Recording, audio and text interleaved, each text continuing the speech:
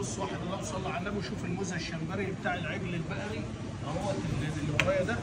بنعملها بقى في لحمه الخضار وبنروقها ازاي؟ طبعا بنشيل العصب بتاعها والبدن اللي ورا بالشكل ده عشان اوضح لك التفاصيل اكتر.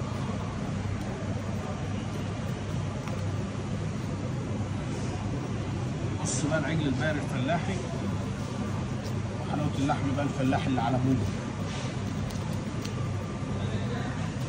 بص يا باشا لحم الموزه عامله ازاي. تعالى بقى اوريك بقى التفاصيل بقى الداخليه. بص اللحمه دايبه.